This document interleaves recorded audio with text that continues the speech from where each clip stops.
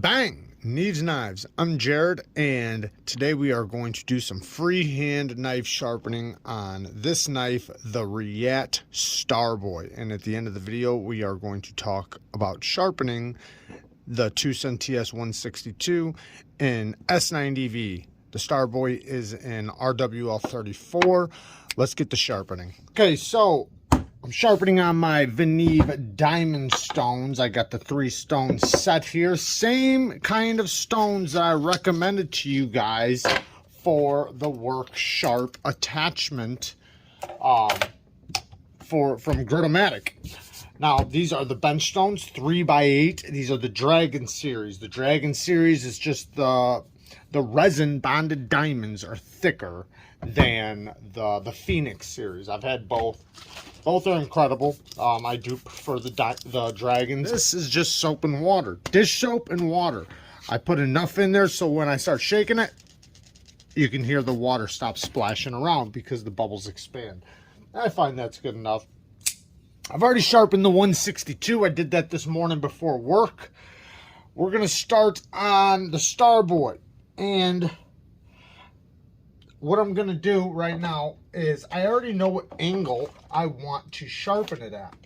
And I know on my own hands, because I sharpen so much, that this line right there is about 17 degrees. So if I lay my finger down right there, the spine of the blade lands right about 17 degrees. Now what I can do is I can plan ahead and decide if I want to go underneath or if I want to cover that line. Now if I do the spine, depending on the thickness of the spine, that's usually about 20 thousandths. But if I go at the bottom of it, then that's usually at 17, right about the bottom, give or take, depending on the spine thickness. But I also want to mark my other fingers for the other side, and I'm also going to mark the spine of the blade. This is how I match my angle. Now, bam. Yes, I have a cut on my finger that I got at work. I'm going to do both fingers just in case. How the hell did I get something on my hand already? Just in case if my finger gets sore, or, you know, because I sharpened so many knives that my fingers start getting raw. But no worries. It's this type of stuff I love. So I need to mark the spine of the blade now. So I'm just going to pick a spot somewhere in the middle. Let me feel it out really quick.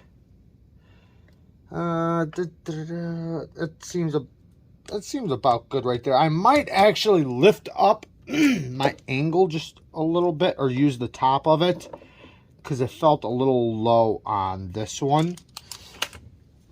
Because I do want to lay back the edge just a little bit, but not too much. I don't want to send it back and it be a dramatic difference, but I want it to be dramatic enough that it gets better performance out of it.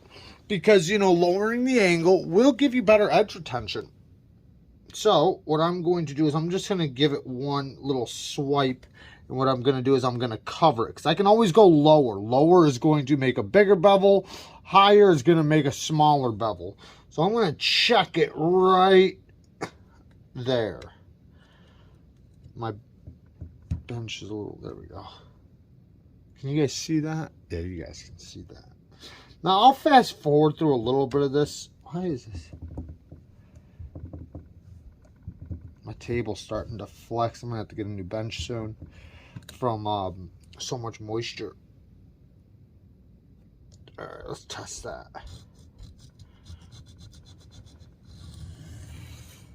But I will fast forward a little bit. I won't make you guys sit through this whole thing. But a lot of people have been asking me lately for some sharpening videos. I am going to be doing a cut test soon, or at least I'm planning on it. We'll see how it goes. Yeah, that's perfect, actually. It's going to make, you can see right here, it's going to make the bevel bigger, but not crazy bigger. You can see how it hit the back right there. See that? See how it's hitting the back of the bevel?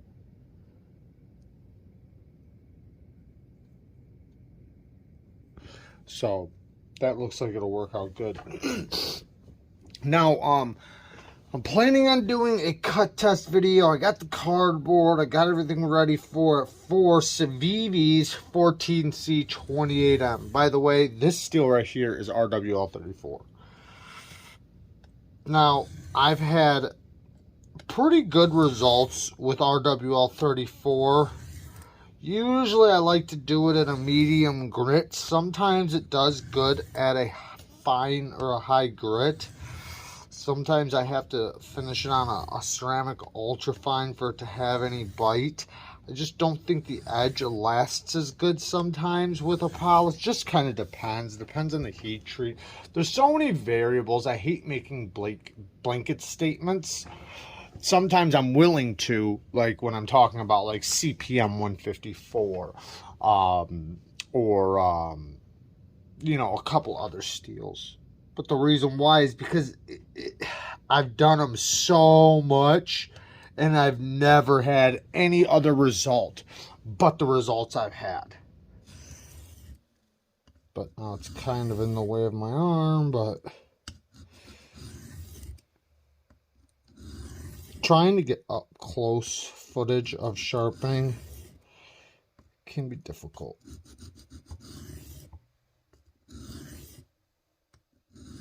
Like putting the camera at a far distance where you guys can't see nothing. That's easy. But making it where I can get it close without blocking the lens with my arm, and, you know, it gets difficult. Especially when you do it off, you know, just when you're not really planning it. Today I didn't really plan to do this, but I decided to. I got my knee under the camera, so if I bumped the camera, I'm sorry, guys. All right, let's get the sharpener. So what I'm doing is I'm pushing straight across here, and I'm lifting my wrist. I don't recommend you guys lift your wrist. I recommend you guys lift your elbow. I'm very, very used to it. I shouldn't even say that to you guys. I should just tell you, just, you know, lift your elbow, because I know when I was learning, I didn't listen to some of the knife people that were teaching how to sharpen. I was trying to do what they were doing immediately, like I could just jump ahead or something. And I'm moving my wrist mainly right now because I'm going around this camera. See how I'm hitting the camera right now? I'm hitting it. So if I just move my elbow, I'll knock the camera off. But usually you want to go across, and then right here, just start lifting your elbow up. And you can feel the tip hit the stone. Now you can see how it's going. Now what you want to look at right here, this is the most important part of sharpening. So this is extremely important. Right here, look at the grip pattern. The shiniest part, the part that's closest to the spine, that's my edge. Okay, now when you see the other part, that is the factory edge. The shiniest part right now, that is the factory edge. Now what I'm trying to do is get that new edge that's pretty much done up here at the tip, almost all the way down to the very apex. So it's going to move its way from where it's at now all the way down to the apex, but I just got to hold that angle and continue, you know, until it hits. I don't want to lift. I don't want to change angles. I just want to keep working at it until it works its way down. Now, a lot of people will think that, oh, well, it's not hitting where I want, so they'll change angles. Now all of a sudden they have two angles going, and now they have to fix it, and now it looks like a mess. So instead, just keep that angle going until it gets down there.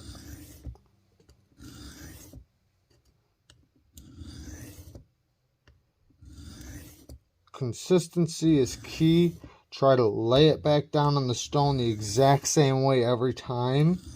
And also try to feel the stone, meaning how aggressive it is, how it feels going across the stone, the feeling of the stone.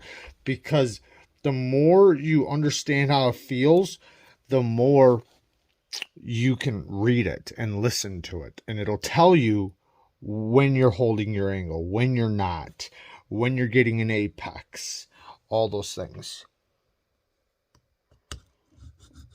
So I'm basically just going to continue doing this back and forth. And I'm not doing back and forth passes right now just because I could, but I'm deciding right now I'm just going to go one direction. Sometimes I do back and forth. Sometimes I only go one direction. It just depends on how I feel and what I want to do.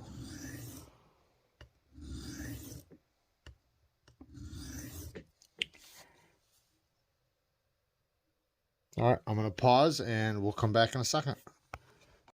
Okay, so I'm not done with this side yet, but I want to show you guys something because I'm about to flip to this side. So if you look at the side I have not started yet, you see the factory edge. Look at how the factory edge looks. Nice factory edge. Pay attention to the grip pattern, how it looks. Now when I flip it over, you can see how my edge looks different. It's more coarse. And I have a burr from here to right here. And if you look closely, you can see how I have not hit the very apex from there all the way to the heel. So from right here to the heel, you can look all the way at the very apex and you can see that my grip pattern has not gotten all the way down to the edge yet. So I can't possibly have a burr there. And this is what I talk about with following the grip pattern. But up here, you can see it has. It's all the way to the edge. That's why I feel a burr. Now, I can continue on this side until it does. But just because I don't want to remove too much steel from this side, especially up here, I want to make it even. I'm going to start working on this side and try to get the grip pattern to go down and meet at the same time. You don't have to do this. You can just finish this side, then go to this side and, you know, work on this side until it matches. But I'm going to do a little work on this side first and then go back over to this side, all on the same stone, which is 165/125 micron.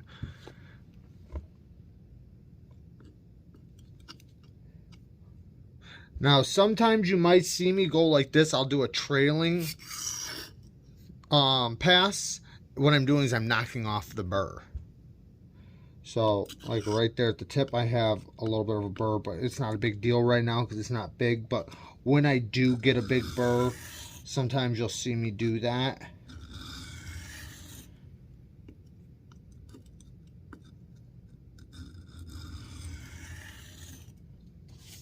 And just look at it. Always keep looking at your edge. Make sure your grip pattern is hitting where you want.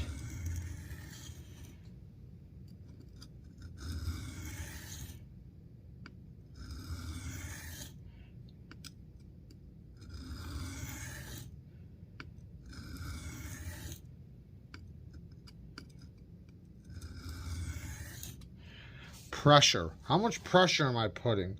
Not a lot. A little bit. Enough to where I can hold my angle, but not enough to where I'm changing my angle from pressure. Just enough where I'm holding the same consistent angle over and over and over. So a little bit of pressure, but not much though. And the more I go on, like to my polishing stone, I'll use lighter and lighter pressure. Sometimes I use a little bit more, just kind of depends, but 90% of the time, it's going to go the opposite way, where I go lighter pressure when I get to my polishing stones or when I get to my finishing stones. And that's if I get to my finishing stones. Now let's take a look at it, and then I will pause, finish, and we'll come back. Now you see where I'm hitting. I'm hitting in the belly. Not quite at the heel too much. A little bit at the top of the bevel of the heel back here. Mostly in the belly.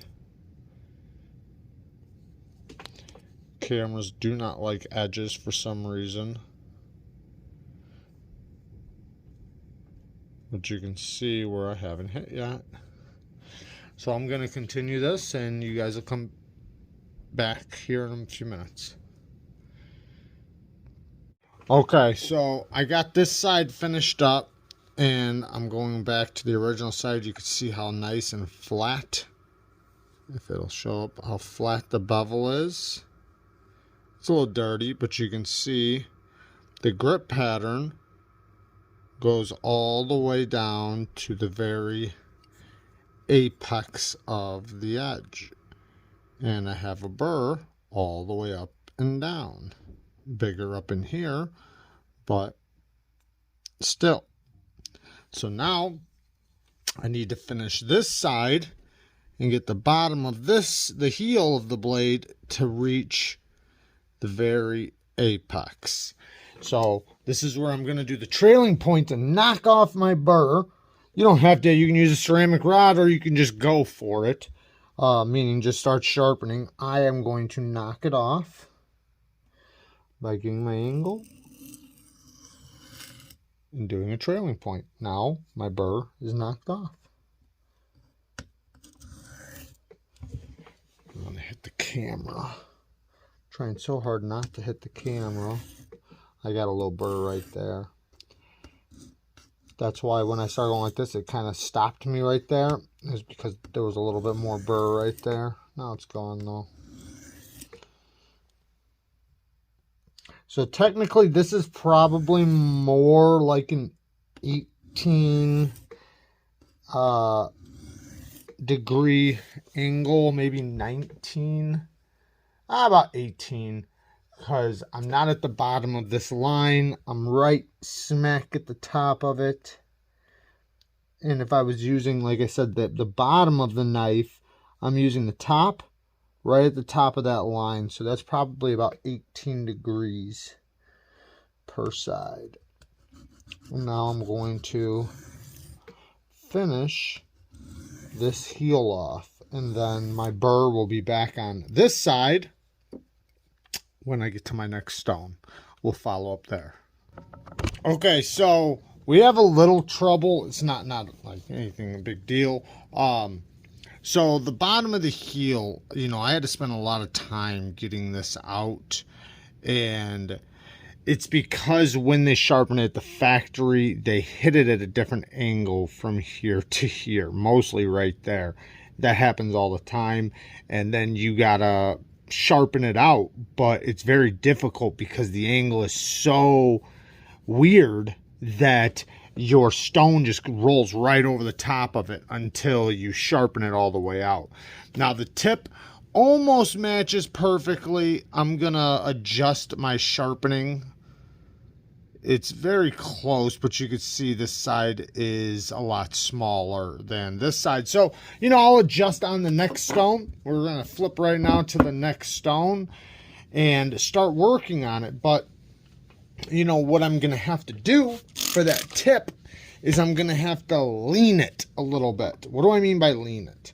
So when I'm going, hopefully you can see that. All right, so when I'm coming across my stone, I'm going to drag across like this, and then, you know, I've been lifting up until I get to the tip. So now I'm going to drag across the stone, and when I get to the tip like this, I'm just gonna tilt. I'm just tilting back, and it's so subtle you wouldn't even notice it if I wasn't telling you right now. So that's why I'm letting you guys know. So I'm gonna do that to match. Now I have to be careful with doing that, not to make it too crazy or not to put too much pressure or whatever. So I'm going to pay attention really closely as I'm doing it. I'm only going to take a few passes at a time before I check it. I'm coming across stone, tilt back. Coming across stone, tilt back.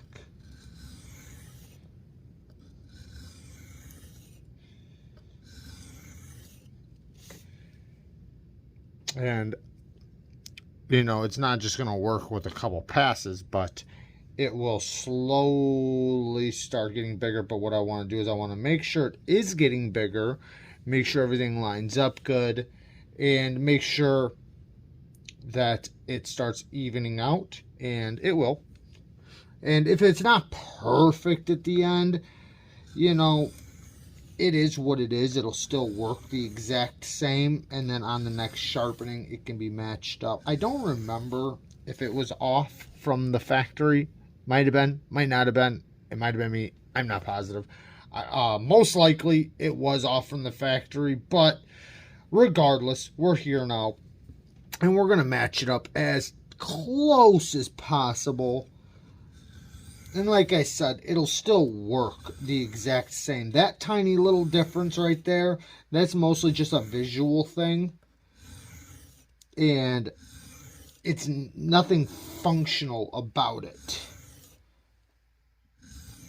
But I do like to sharpen for function more than, you know, just eye appeal. You know, eye appeal is great for Instagram photos, but it does not help you when you're working. So it's kind of like the difference between whether or not you put a polished edge on your knife or you put the edge that's going to suit you best. Some people do want that, you know, polished looking edge. They think it looks good. They want to show it off. And I understand that. I've done that many times. But sometimes it's just great to just have the edge that is going to work on that knife the best, and what's going to cut the best, and what's going to last the best, what's going to be easiest to maintain.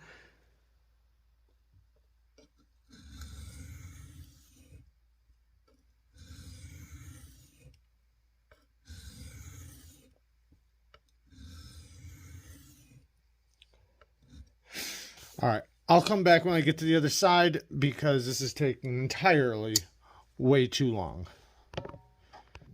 Okay, I'm finished with the stone, but we are going to start on this side because I finished back and forth to try to match the tip up as much as possible. And it's matching pretty good, but the belly is slightly bigger. It's not bad, but I can see it. And I try to get it as perfect as possible, but you guys might not be able to see it through the camera, but the belly is slightly bigger on one side, just by a hair. So, but I think that will work out as we move along. Now, this stone is going to be our final stone before we hit a stone that is going to be the beginning of the polish. The next stone on this side is a stone that, it's not a polishing stone, but it's the stone right before the polish. It's like the cloudy finish. So this stone is just under, technically just under 600 grit, but in my opinion, it's a 600 grit stone. You know, I can put this next to any of my other 600 grit stones and it matches perfectly. So I call it my 600 grit stone. Basically, it's 50/40 micron, which equals like 4 or 500 and something grit. But you can see everything looks really good, nice and flat.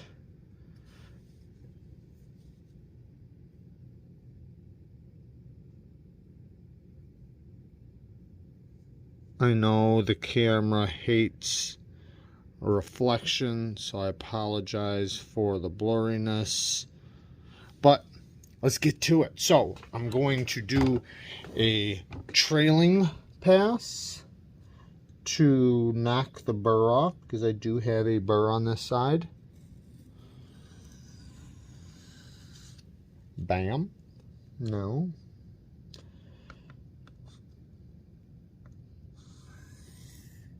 I gotta move a little bit, guys. This camera arm is right here. Let me lift you guys up just a little bit. I don't want it to block either with my hand. It's not easy to do, so forgive me.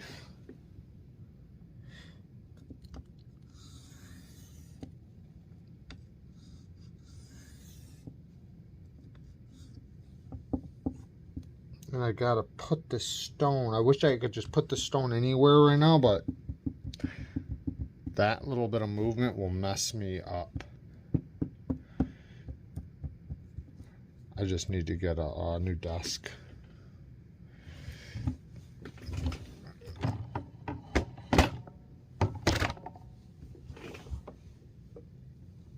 There we go. Let's try that.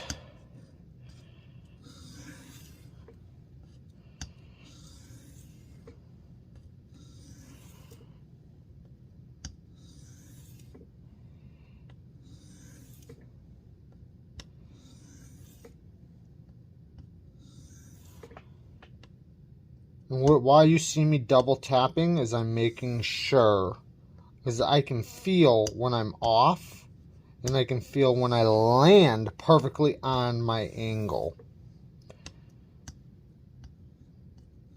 That does take quite some time to learn.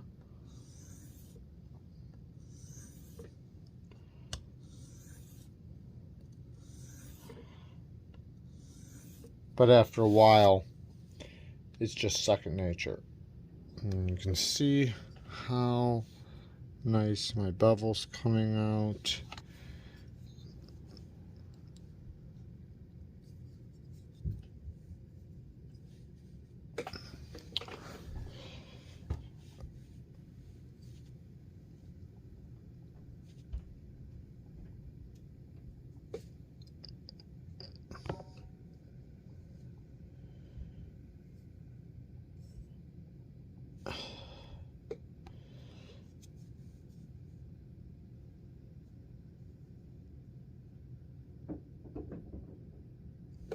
All right, so I'm gonna finish this side up and we'll come back when I get to the next stone. Okay, so I'm cleaning this stone really quick. This is the other side of the last stone, 20/14 micron. I consider this about a 1200 grit edge. I think it's maybe a little bit higher than that, but maybe like 1500 grit. These conditioning stones, if you have VENEV stones, get a conditioning stone. In my work sharp, my work sharp attachment video, 4-inch stone attachment video, I put one of these in the links in the description. I think I even have one in all my videos, so definitely look for that if you're needing a conditioning stone. It helps clean the surface from all the steel so you can keep your stones nice and flat and keep the diamonds exposed, because what happens is you start removing diamonds and they're under the surface and then it stops cutting appropriately. So you want the diamonds exposed out of the surface of the resin. And that's what that's doing. So let's get to it.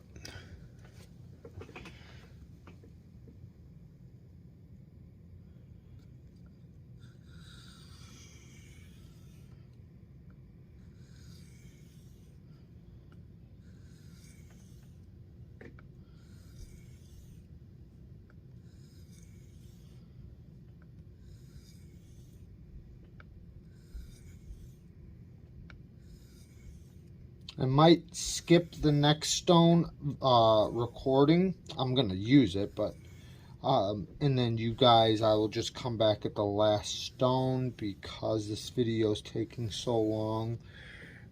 And I'm really wanting to get information. If there's information on the stone, I'll keep the camera going, but you can see the grit pattern on this one. It's not done yet, but if I can get a good angle of it. I just don't have good lighting right here, guys, next to my workbench. But you can see the difference right there between that grit and that grit. I'll work on it just for another second so I can really show you guys what it's going to look like if I stopped on this stone. basically like 1200, 1500 grit edge. And I'm still doing that lean at the tip.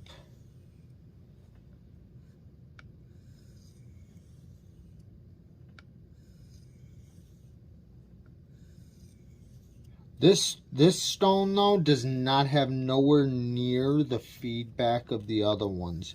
The higher in grit you go, or lower in micron, the less feedback you will get from the stone.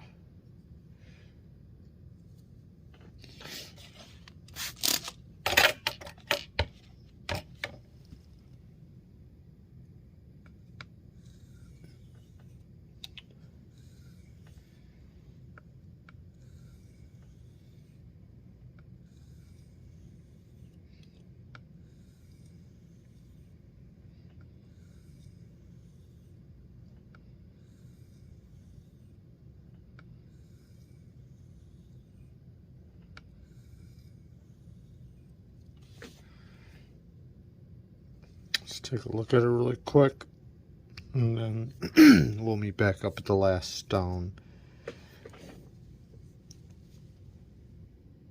We gotta work on it just a little bit more, but not much. That's pretty much the grit right there. Not a lot of grit. It's mostly hazy, kind of like a cloudy finish, but you see the difference between the grit pattern, a heavy grit,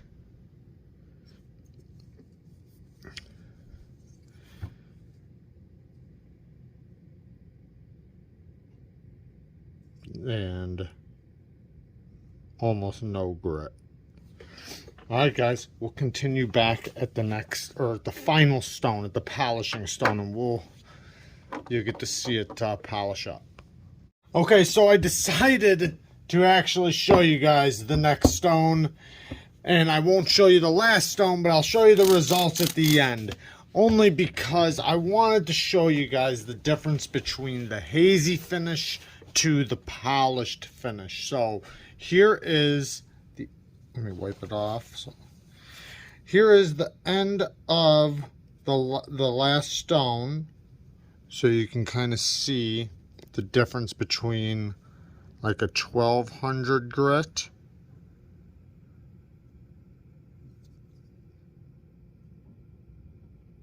to 1500 grit and a polish. And this is what I mean about this stone being the transition into the polish. So let's check it out. You've seen the finish. Now watch how fast this stone will put a polish on this edge.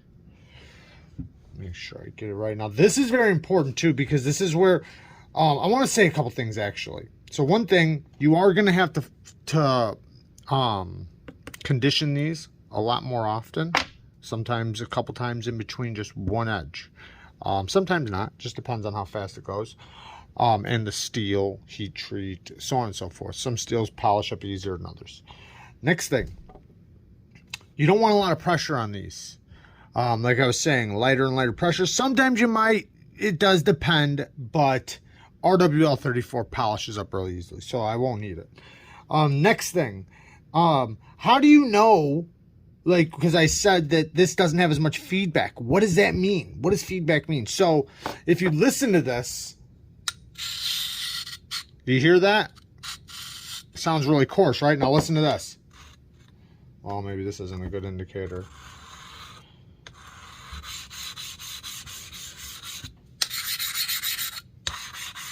There's not as much grit on it. I gotta wipe that off. It might have been better for me to take something slicker, because this thing's really coarse, so that's probably not a good indicator, but hear that? This is slick. So the feedback comes from the diamonds and the grit in the stone. Well, this one doesn't have a lot of grit. It's very fine, so it's slicker. So how do you know when you're holding your angle, you know, as much like with the coarse stones? You can kind of feel it because you can feel the difference in the coarseness and everything. It's kind of the same with these, but it's the slickness. So if you have your angle held and you have a nice flat bevel, the blade will slide over the stone, like it'll be almost slick. Now when you start feeling the grit, that's because you're not on the bevel no more. So it's kind of like a rolling ball versus a rolling cube, right? You're going to feel that the grit hit the stone or hit the steel that's not flat yet, that doesn't have your, you know, the fine grit pattern on there. So that's kind of the way you notice, or it's a good way for me to explain it.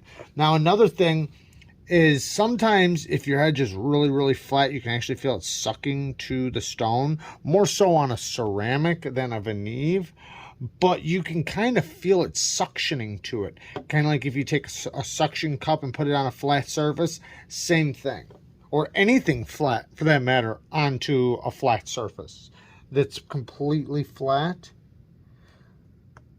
Enough talking, let's see the polish.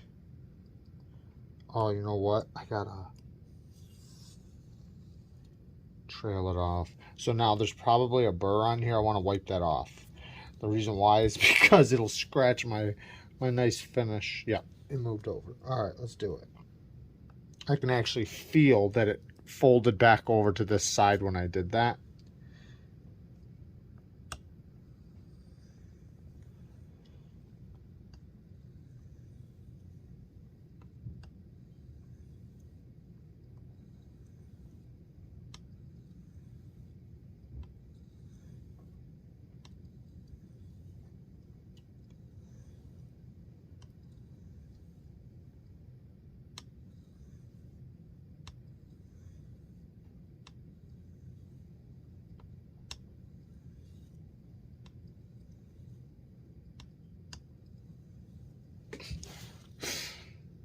All right, already, just look at it.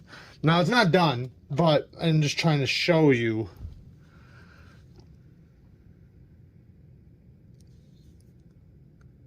how it's already getting a mirror on there.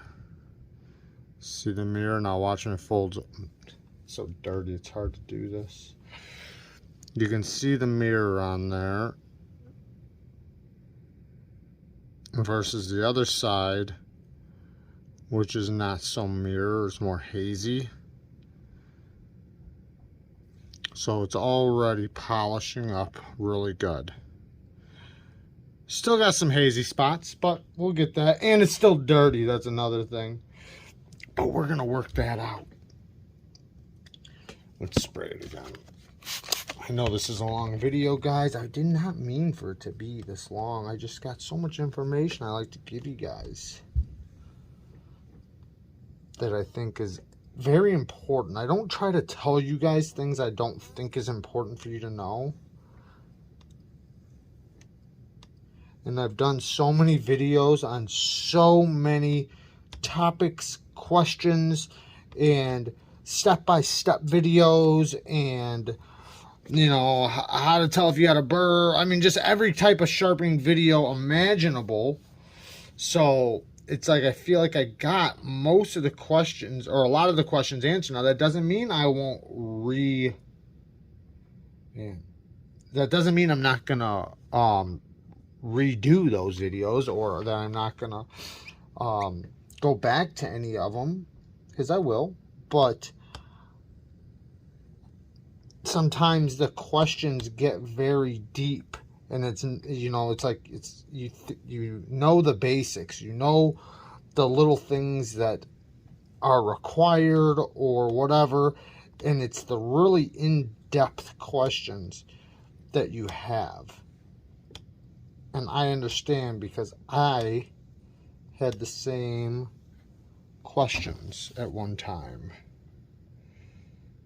All right, we're going to take a look at it really quick, and then I'm going to finish it up, and we will look at the edge.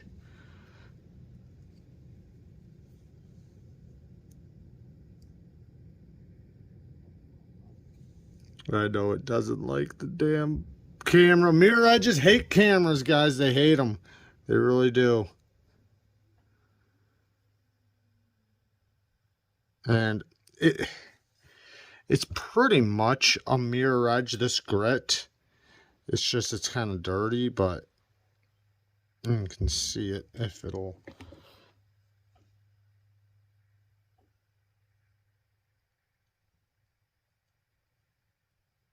There we go.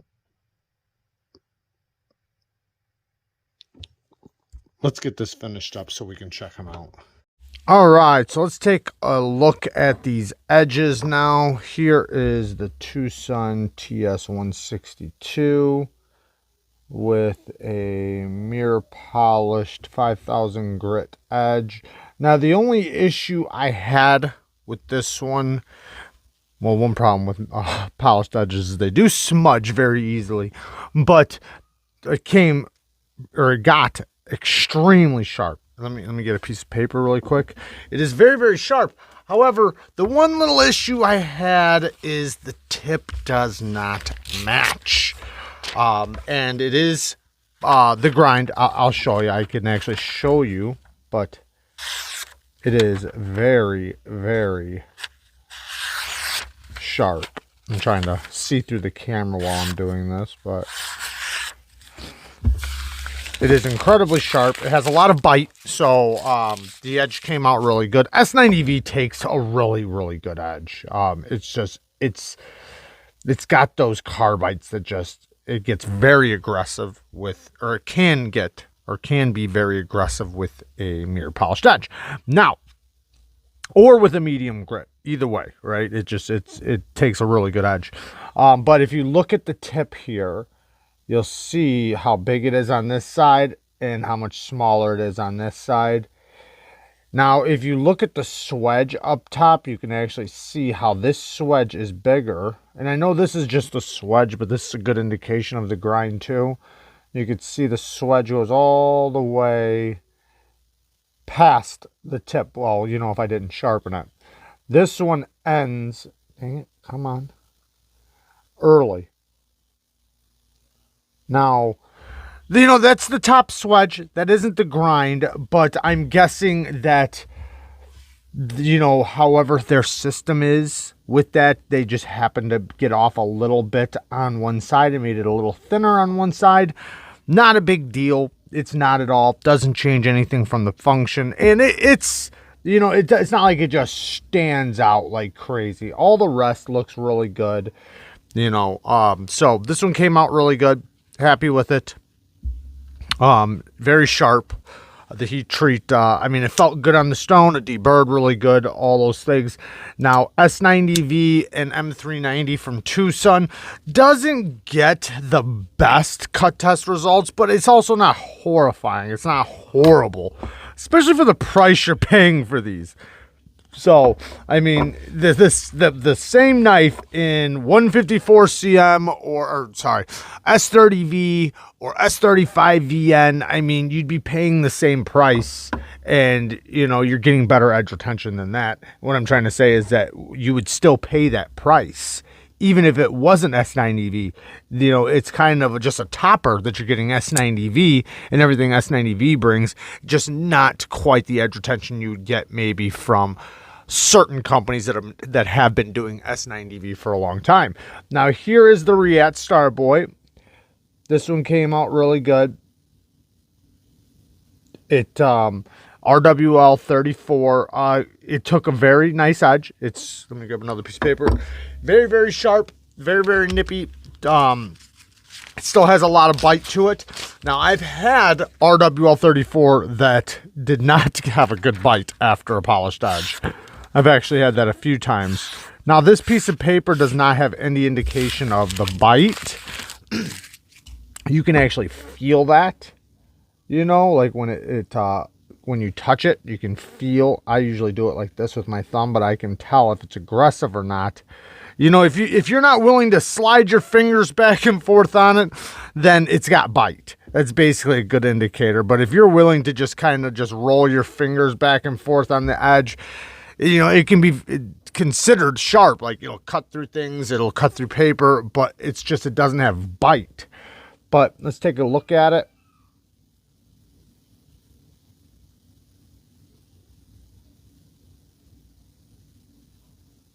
Did come out very well. I'm gonna have to clean it up. The Tucson got a little gritty. I'm gonna have to rinse out the pivot.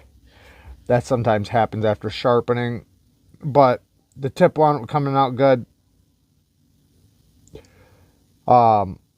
This belly is slightly bigger than this side, but like those little things are just me being a nitpicker. So all in all, most people probably wouldn't even be able to see that because everything else matches up so good. So yeah, looks really good. They came out really good. Very, very sharp. A lot of bite, which is really nice, you know, because sometimes, you know, it's kind of with some steels, it is a shot, you know, it's like a flip of a coin. Like, is it going to be aggressive? Is it going to have bite? Is it going to still, you know, like feel very sharp after the polished edge? And if you can get a polished edge on there, yes, it'll look really good, but then you're basically taking away a lot of the function over form. And that's not a good idea, because even if it, say, has some bite, and this happens with some steels too, that it has bite and it feels really aggressive and it feels good, but then you go and use it like a couple passes through cardboard, bam, knocks all the teeth off and the aggression just goes out the window. So, you know, that can happen. That can happen, especially with certain steels that don't take the best polished edges. But in this case, they both did great, and this video is long enough. I love you guys. Thanks for watching. Peace.